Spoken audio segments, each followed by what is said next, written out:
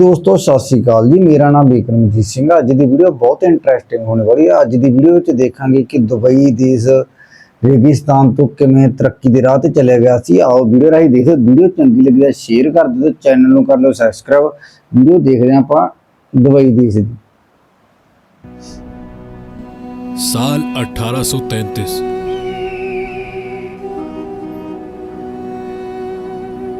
जब कबीला बनी आस के लोग आज जहां दुबई है यहां आकर रहना शुरू हो गए, उस वक्त ये जगह मुकम्मल रेगिस्तान थी और ये अबू धाबी के कंट्रोल में था। दुबई इस वक्त मच्छरों का एक गांव कहलाता था।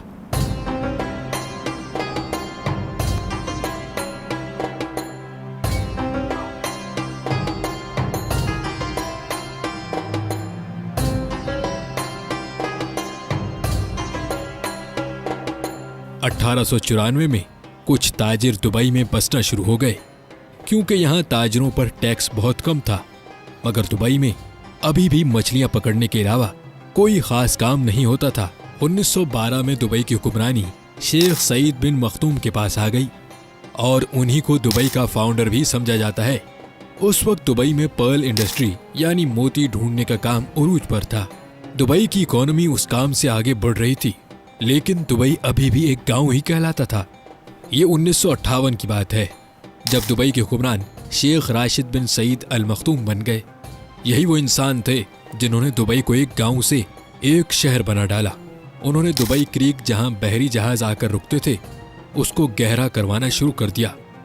ये जगह बहुत छोटी थी और शेख राशिद बिन सईद जानते थे कि यहाँ बड़े और मॉडर्न बहरी जहाज आकर नहीं रुक सकते। उन्होंने इस प्रोजेक्ट पर बहुत ज्यादा पैसे लगा दिए, इतने पैसे कि ये दुबई की सालाना आमदनी से भी ज्यादा पैसे थे। इसके लिए उन्होंने कर्जा भी ले लिया। ये एक बहुत बड़ा रिस्क था, लेकिन शेख राशिद जानते थे कि इस प्रोजेक्ट से दुबई की इकोनॉमी पर बहुत गहरा असर पड़ेगा और ये प्लान वाकई में कामयाब हो गया। अब दुबई में बड़े साइज के बहरी जहाज भी आकर रुकने लगे। इससे दुबई में गोल्ड मार्केट भी फैलना शुरू हो गई। शेख राशिद अक्सर यूरोप और इंग्लैंड जाते रहते थे और ये वहां पर बनाए गए इंफ्रास्ट्रक्चर से बहुत मुतासिर थे, खास तौर पर लंदन से। उनको लंदन की सड़कें और वहां पर बनी हुई अंडरग्राउंड ट्रेन सिस्टम बहुत मुतासिर करता था। उनके दिल में भी ख्वाहिश थी कि दुबई एक दिन ऐसा ही मॉडर्न शहर बन जाए। शेख राशिद ने दुबई को एक शहर की शक्ल देना शुरू कर दी। साल 1959 में उन्होंने दुबई में एक मॉडर्न एयरपोर्ट भी बनवा दिया।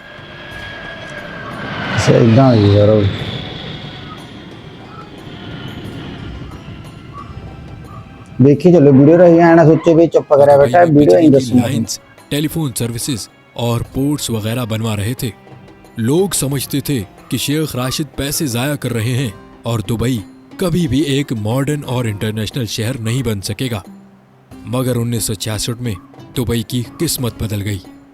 ये वो साल था जब दुबई में ऑयल डिस्कवर हुआ, लेकिन यहाँ तेल के ज़खायर इतने नहीं थे। शेख राशिद ने बहुत ही अक्लमंदी से इस बात को समझा कि दुबई सिर्फ ऑयल पर डिपेंडेंट नहीं रह सकता।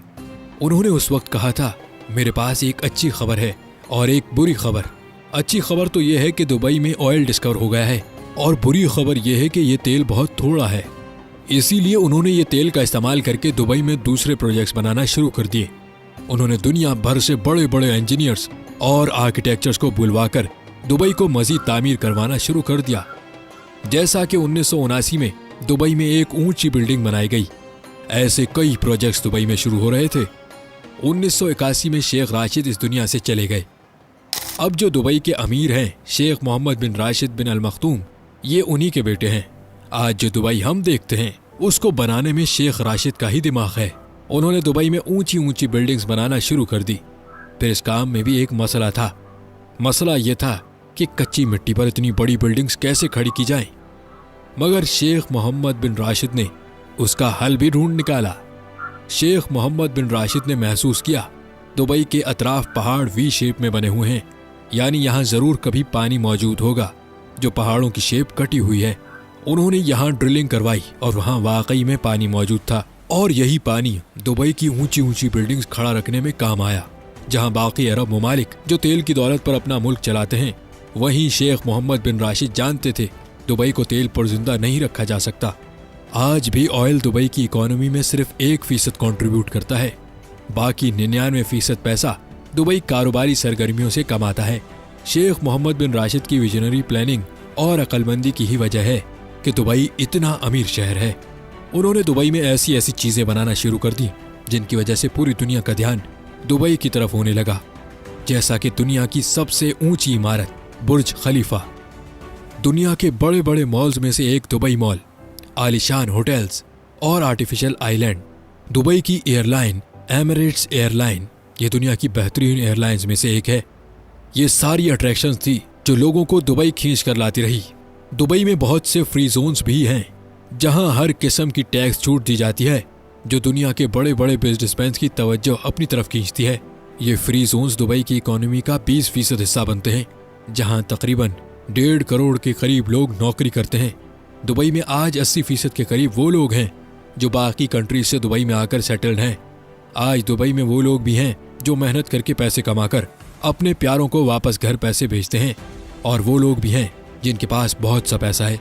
दुबई में हर वो सहूलत मौजूद है जो दुनिया के बड़े बड़े मिलियनर्स और बिलियनर्स को अपनी तरफ लाती है।